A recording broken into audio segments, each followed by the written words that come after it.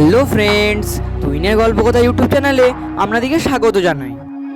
আপনারা কি জানেন কোন তিথিতে শ্রীকৃষ্ণের জন্ম হয়েছিল?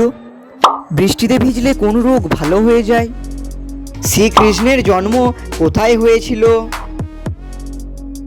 তো এইসব অজানা কিছু প্রশ্নের উত্তর জানতে আমাদের ভিডিওটি স্কিপ না করে প্রথম থেকে শেষ পর্যন্ত মনোযোগ সহকারে দেখতে থাকুন। তাহলে বেশি দেরি না করে চলুন ভিডিওটি স্টার্ট করা যাক। So let's start. তোমাদের জন্য চলে এসেছে প্রথম প্রশ্ন। আচ্ছা বলুন তো, কোন তিথিতে শ্রীকৃষ্ণের জন্ম হয়েছিল? অমাবস্যা, নবমী, পূর্ণিমা নাকি অষ্টমী?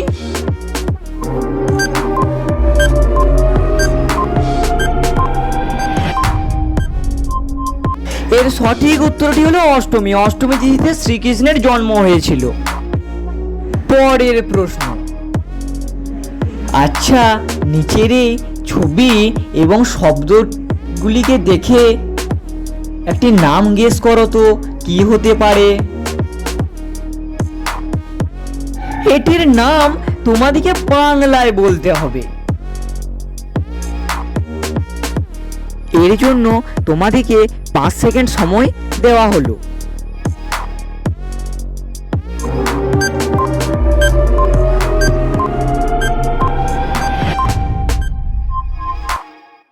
তো তোমরা যারা এখনো পর্যন্ত আমার চ্যানেলটিকে সাবস্ক্রাইব করোনি, সাবস্ক্রাইব করে দাও আর পাশে থাকা বেল আইকনটিকে প্রেস করে দাও, যাতে পরবর্তী সময়ে ভিডিও ছাড়লে সবচেয়ে আগে তোমার কাছে পৌঁছায়। যদি তোমরা এই উত্তরটি পেয়ে থাকো অবশ্যই কমেন্ট করতে ভুলো না। দেখুন, প্রথমটি থেকে কৃষ্ণ, দ্বিতীয়টি থেকে জন্ম, তৃতীয়টি থেকে অষ্টমী, তাহলে তিনটি যোগ করলে হচ্ছে কৃষ্ণ জন্মাষ্টমী। তাই এর সঠিক উত্তরটি হলো কৃষ্ণ জন্মাষ্টমী।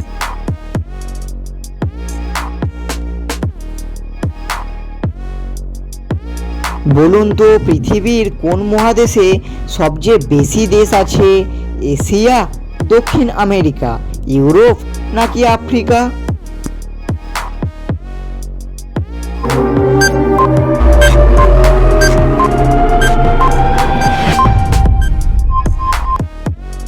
এর সঠিক উত্তরটি হলো আফ্রিকা।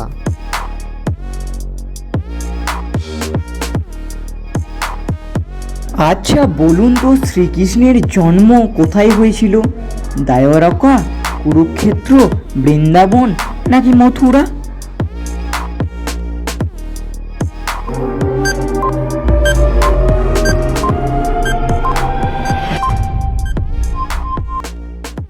এর সঠিক উত্তরটি হলো মথুরা।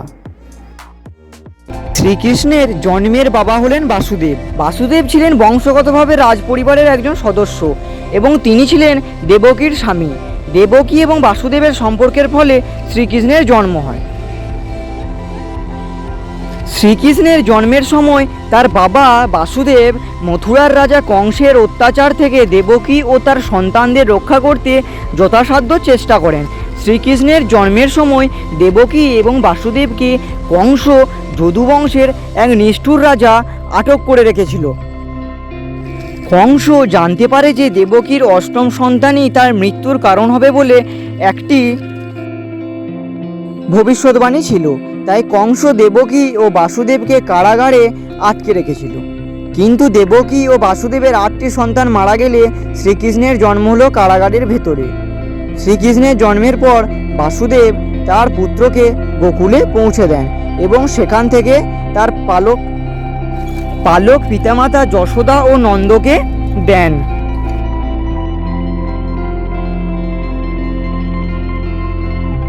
আচ্ছা বলুন তো, কোন মশলা সাধারণত রানীর মশলা নামে পরিচিত?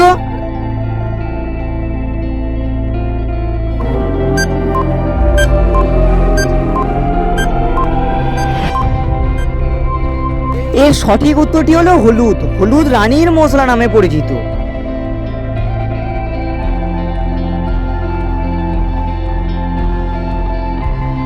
আচ্ছা বলুন তো, কংসকে কে হত্যা করেছিলেন? অর্জুন, বলরাম, ভীম নাকি শ্রীকৃষ্ণ?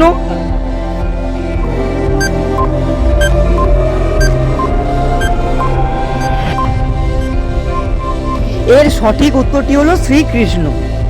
শ্রীকৃষ্ণ কংসকে হত্যা করেছিলেন। বলুন তো কোন মশলা রান্নায় তেতো স্বাদ বাড়িয়ে দেয়? জিরে, কাঁচামরিচ, হলুদ নাকি মৌরি?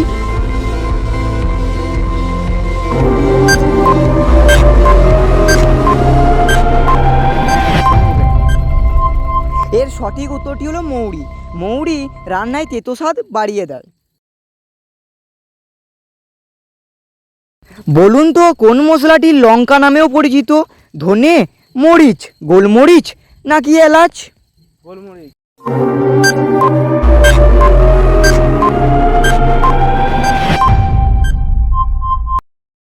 এর সঠিক উত্তরটি হলো মরিচ। মরিচ লঙ্কা নামেও পরিচিত।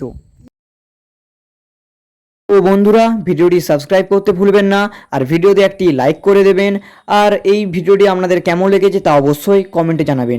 আর ভিডিও শেষে আমি বরাবর যে কথাটা বলি, আপনারা সুস্থ থাকুন, ভালো থাকুন, তুহিনের গল্পকথা চ্যানেলের সাথে সদা সর্বদা জুড়ে থাকুন।